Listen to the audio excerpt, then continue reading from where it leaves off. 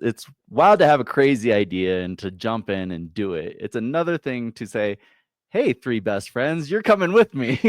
And so Taylor, as Sasha said, you have this mainstream experience developing beverages all around the world, and she comes to you with this concept. What was it that compelled you to say, "Yeah, this is a great idea. I'm gonna risk my career and jump into this emerging category"? Technically, Taylor, it was her idea. Yeah. Oh, At the end of the day, I was the one going, "Sash, I found something exciting." But what it really was is that I have been fortunate enough in my career to launch for so many big brands. And that has been amazing. My favorite phrase is, I fed you, you just didn't know it. And so I got to fill that space and what that meant for the world. But at the same time, I was never developing with myself in mind. mm, And alongside with Sasha's health journey, I've had my own. There was a point when I was in a hospital and I was told, you have 2 more call outs with your kidneys and you're on the donor list.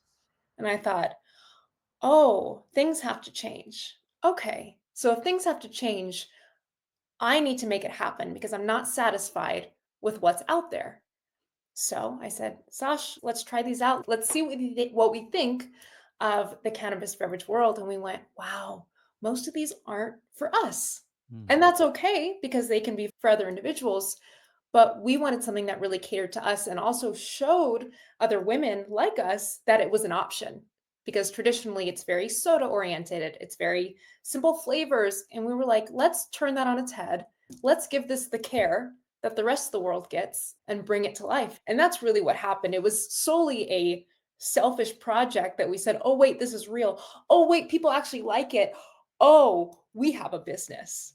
So Mm. it sort of just really stumbled upon itself. But at the end of the day, this is what I wanted to create. And so when you taste it, it's just from our hearts.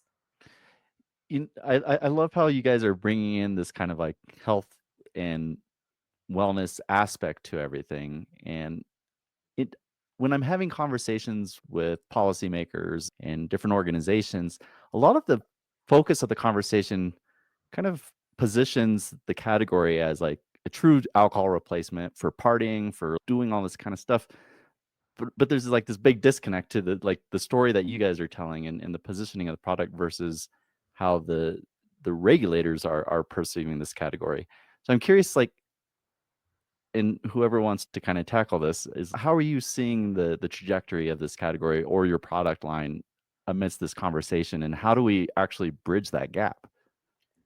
I think both Taylor and I have great answers for this. I think she's trapping a bit. Do you want to answer or do you want me to answer it?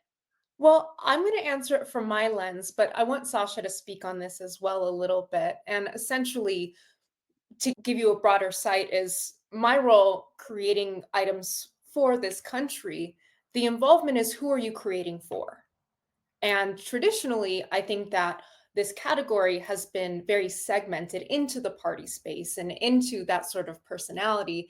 And we're here to go, well, this should be broadened to a bigger scope. And what does that look like? And if you're at a grocery store, everything is created for the 5'4" right-handed female. That is the optimal customer. And we are Okay. simply taking that in mind and developing something for that and essentially for us. We're not doing this to party. The whole idea of hippie water is mostly your moment to unwind at home.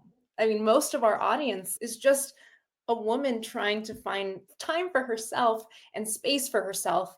And that's what we're catering for and to. And that's why Hippie Water is a beverage company and a wellness forward company that simply uses hemp as an ingredient.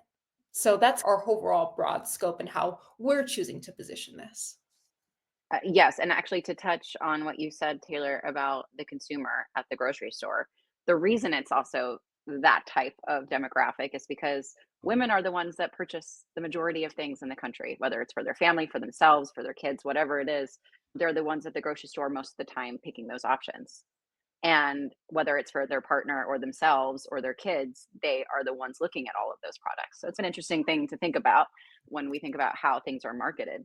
But yes, Ben, I would completely agree. There is a disconnect there. We also initially, when we started the company, thought, wow, this is amazing. Gen Z are not drinking as much alcohol. They're trying to find an alternative. We initially thought that they would be our market, not necessarily to party, just to fill this space of, look, you can have both worlds.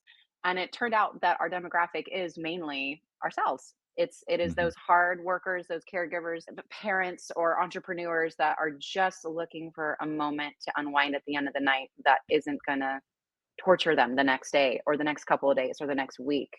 And I know, just based on my own personal experience, I was shocked to find that I could have all of those things. That I could have a low sugar, low carb product, low calorie product that was clean, that would also give me that relief, that would also help my sleep, that would also make me feel good in the morning. And the fact that we can have all of those things without compromise is glorious. And that's also what makes me so passionate about trying to destigmatize the product and trying to bring that disconnect, trying to unravel it really. Because I think there's giant opportunity here. Where newsflash, finally finding out that alcohol causes cancer. Wow, who would have known? Who would have thought? And I think it's just so important that we position this and showcase that this is not scary. It's a Mhm. controlled substance. It's still a vice. Children should not have access to it. But look at how great this is. And this is the direction that we should be going in if we want to keep our population healthier. This is the option. And I'm excited to be a part of that movement. And it's also why I'm really excited to use my platform for that, because I truly believe in it. I wouldn't want to put my face on it if I didn't believe in it. And I think it's important for the world, Americans, to hear that we have been told that this is one thing and only for a certain category and only for a certain demographic, but that it's a lie. It's a lie. You Mhm. can enjoy this product and get relief from it and, just relax in a way that is actually really good for you. It's giving you that peace, that self-care aspect that I think a lot of us are missing. Most Americans have high stress lives. Take gender out of it. Most Mhm. of us have a big stressor in our life, and it is really crucial what we turn to. That we all turn to something, and a lot of the things that we turn to are not great. So Mhm. here's an option where you can have everything that you need and move forward.